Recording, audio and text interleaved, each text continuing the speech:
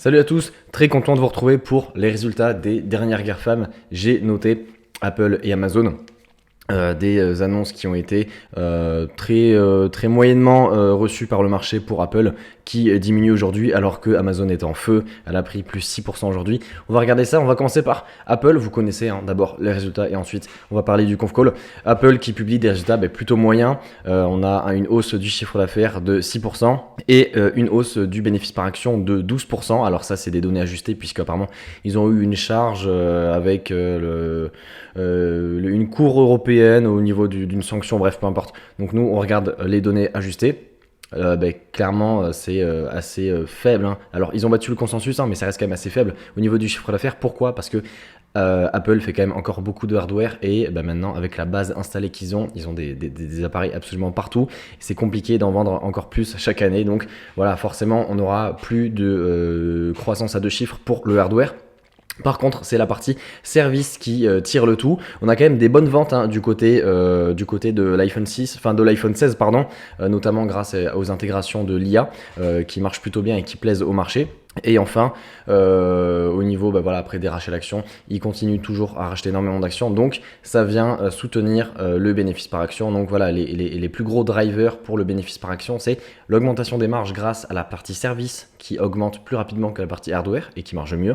Et deuxièmement, les rachats d'actions. Voilà, on a 12%. Bon, c'est un résultat plutôt moyen. La valorisation d'Apple reste quand même assez élevée. On va se mettre sur TradingView. Je vais vous mettre Apple, AAPL, voilà. Apple, ça reste quand même assez cher, franchement. Ça reste une GAFAM, on est d'accord, ils ont un avantage concurrentiel qui est massif. Les gens préfèrent quand même clairement les iPhones au Samsung, au Sony. Au niveau des écouteurs, pareil, ça reste quand même la référence. Pour les services également, ils proposent des services qui sont très qualitatifs, mais on paye quand même 33 fois les bénéfices, alors qu'il y a une croissance qui est quand même assez molle. Vous aurez pas du 15 ou 20% de croissance comme peuvent afficher les concurrents dans les GAFAM, Microsoft, Google, Meta, Amazon. Donc là, voilà, vous avez une croissance qui est quand même assez molle et vous payez 33 fois le bénéfice. Honnêtement, voilà, même si Apple a un moat qui est énorme, moi, j'irai pas valoriser Apple à ce niveau-là. Je lui mettrais voilà, un PER de 25, 28, pourquoi pas. Mais au-delà de 30, ça commence à faire beaucoup, franchement.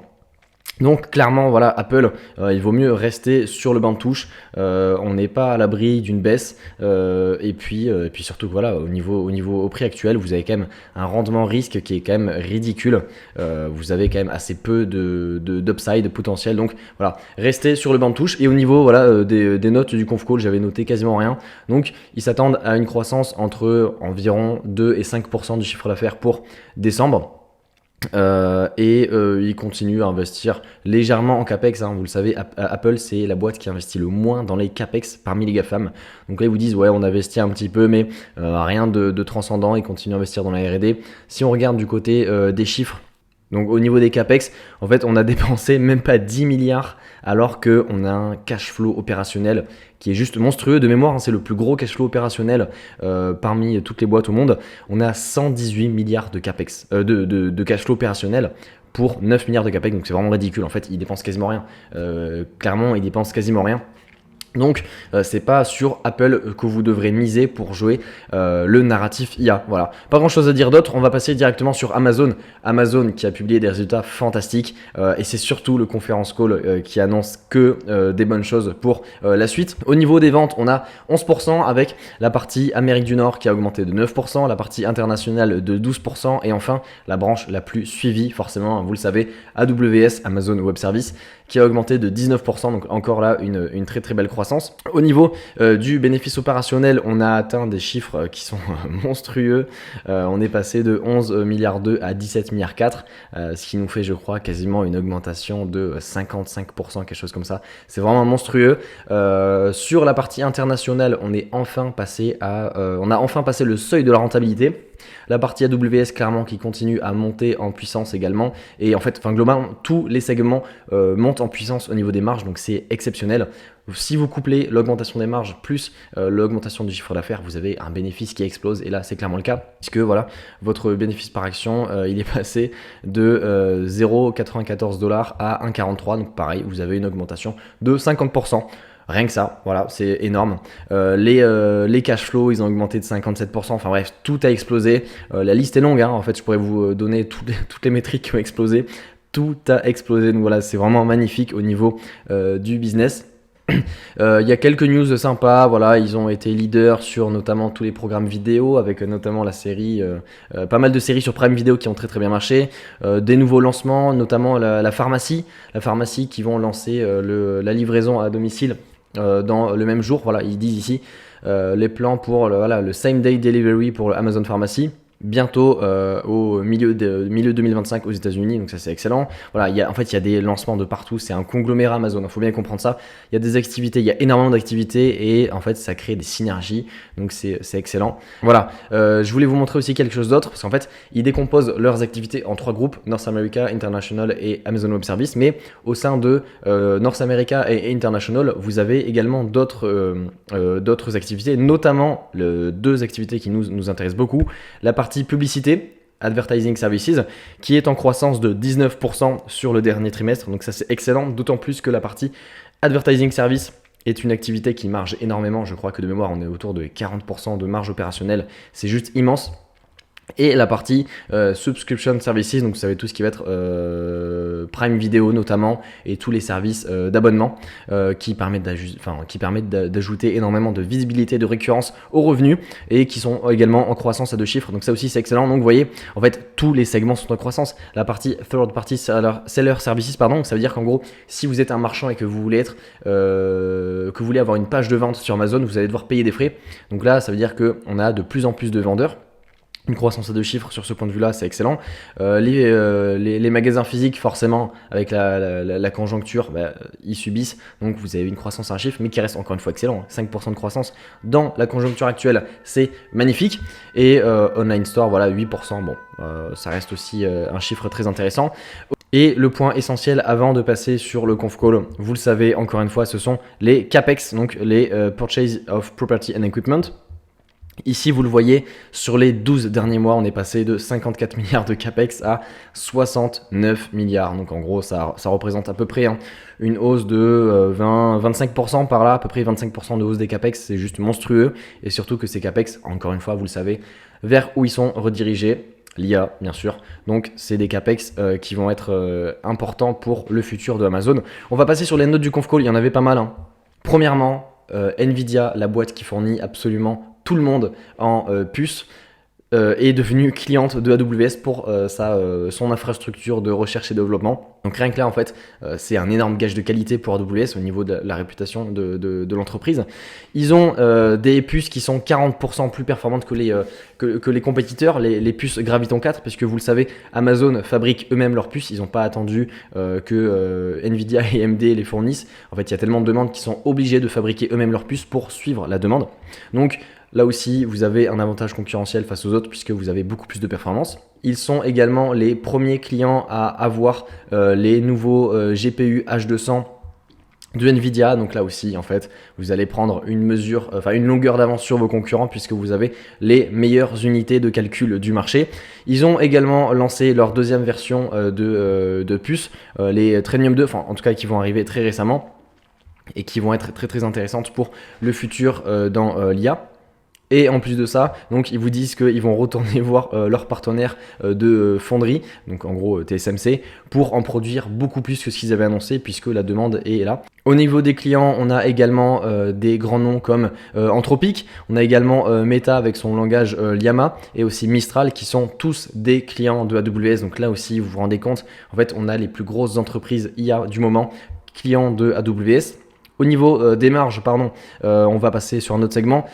Il y a des augmentations de marge de partout.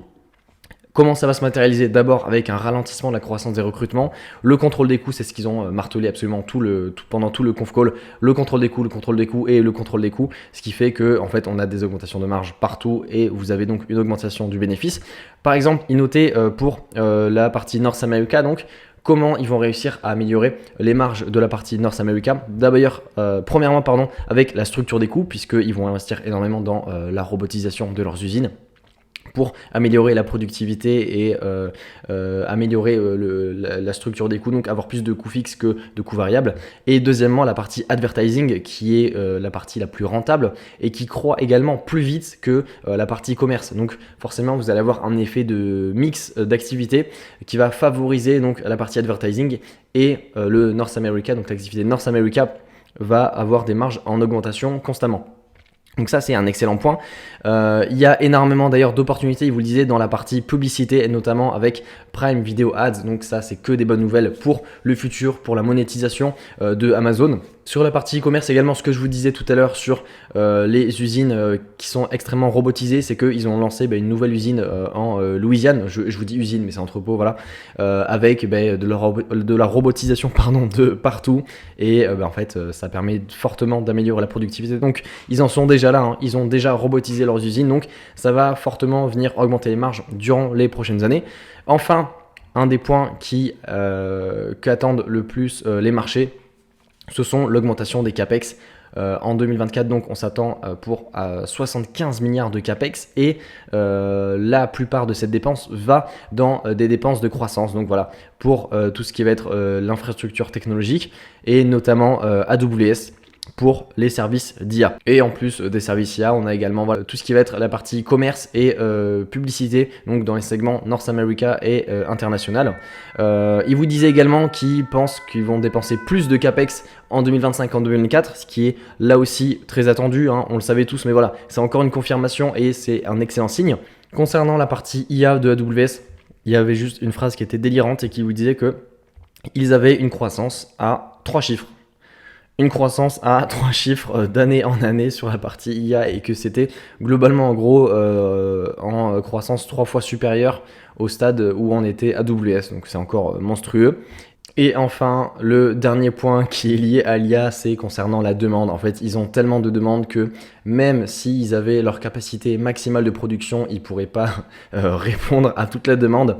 Et une fois qu'ils auront... en fait, plus ils auront de moyens de production, plus la croissance va augmenter. C'est-à-dire qu'actuellement, sur AWS, on a une croissance de 20%, mais plus on aura de capacité de production, de puces, plus on pourra aller vers du 25 voire peut-être du 30% de croissance. Donc c'est vraiment une opportunité et c'est là qu'on se rend compte vraiment la force de l'IA et à quel point c'est en train de révolutionner tous les business et que ça apporte de la croissance pour les hyperscalers que sont Amazon, Microsoft et Google. Donc voilà, si vous avez l'impression qu'on parle tout le temps de la même chose dans les conf calls de Amazon, de Google, de Microsoft, c'est normal, c'est les CAPEX et l'IA. Pourquoi ? Parce qu'en fait c'est en train de révolutionner, donc je vous disais, les business, et c'est ce qui est en train de tirer la croissance de toutes les boîtes technologiques. C'est pour ça que vous avez des taux de croissance qui sont complètement délirants.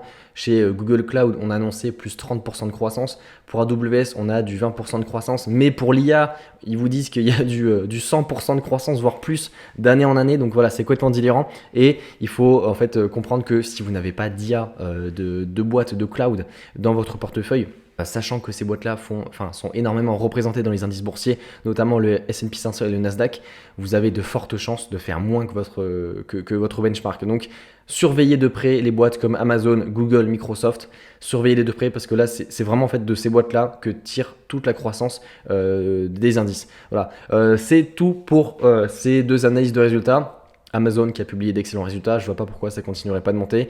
Ils sont autour des $200. Perso, j'aimerais bien avoir un point technique autour des $185. De mémoire, on avait une belle zone sur les 180-185$. J'aimerais bien renforcer là. Maintenant, est-ce qu'on atteindra ce prix? Je sais pas. On a encore un peu de volatilité qui va arriver avec les élections. Mais en tout cas, ce qui est sûr, c'est que sur les $200, je pense pas que ce soit survalorisé puisqu'il y a des perspectives qui sont tellement monstrueuses. On l'a dit, encore une fois, augmentation de marge de partout. Croissance complètement délirante dans toutes les activités et notamment l'IA qui va continuer à accélérer, la croissance va continuer à accélérer, plus il y aura de capacité de production. Donc voilà, c'est juste délirant. Si vous avez des questions sur les deux analyses de ces entreprises, n'hésitez pas, voilà, on peut en discuter en commentaire et moi je vous dis à la prochaine, salut.